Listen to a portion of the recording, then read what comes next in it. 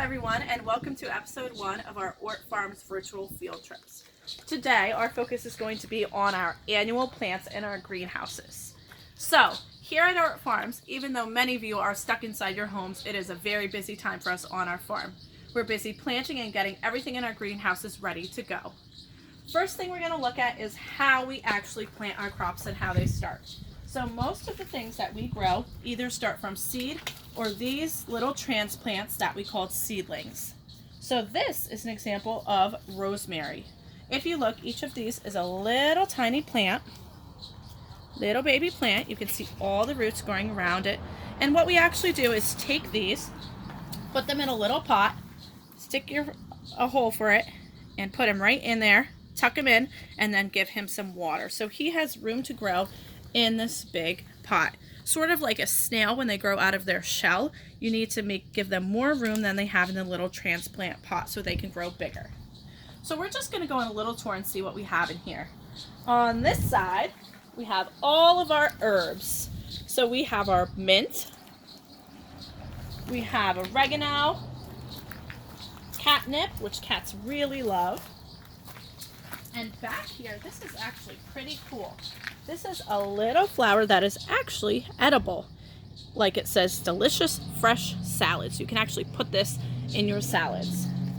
If we continue, we have chervil, lavender, a couple different types of lavender, sage, rosemary, oregano. We have our chives here, thyme in the back, more oregano, parsley. We have curly parsley and flat parsley. We have tarragon, mint, different types of mints, mojito mint. That sounds really good for a great type of drink right now. And then we have these little planters as well. So we sometimes put a little mix of herbs in a planter so you can just take this home and keep it with you and use it as you need. Next, you can see we have all of these flower annual pots. So most of these, this one is an example of lantana. So what we do in these bigger pots, these will eventually become hanging baskets when we put a little hook on it. These have 3 pots in them because they're a little bigger so that we can get more flowers out of them.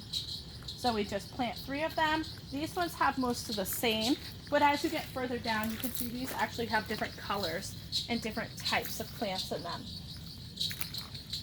If you look around at our greenhouse, it is nice and sunny today, so that is great for our greenhouse.